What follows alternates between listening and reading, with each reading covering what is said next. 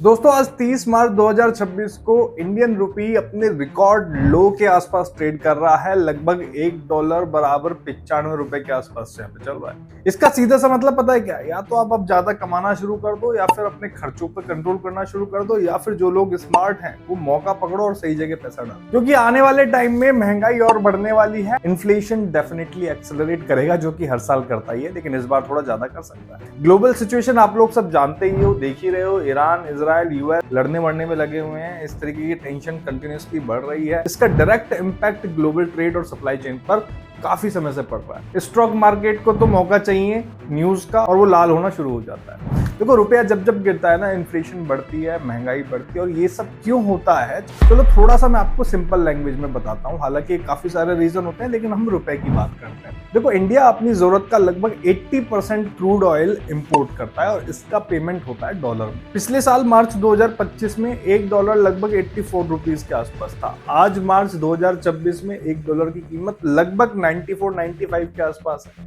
मतलब सिर्फ एक साल में जो रुपया है 10 से 11 रुपए तक की गिरावट को झेल रहा है।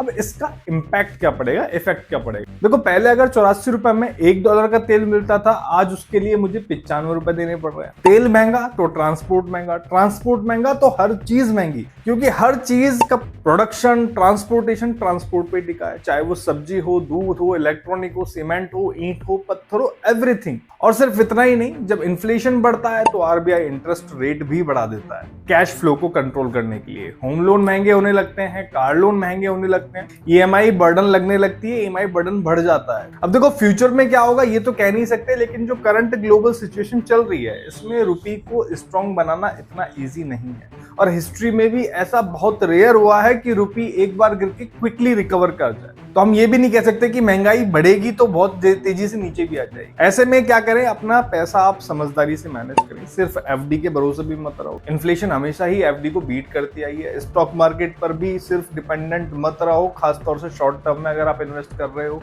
पैसे को डाइवर्सिफाई करो। स्मार्ट मूव ये हो सकता है कि छोटे से छोटा ही सही आप रियल एस्टेट में अभी इन्वेस्ट करो, क्योंकि रियल एस्टेट के दाम भी इस इम्पैक्ट की वजह से बढ़ेंगे।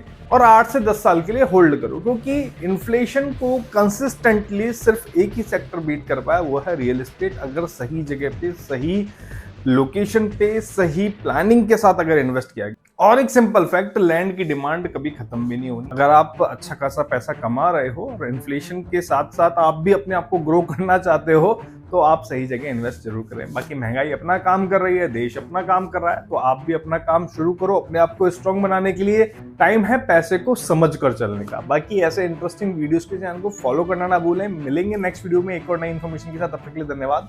जय हिंद।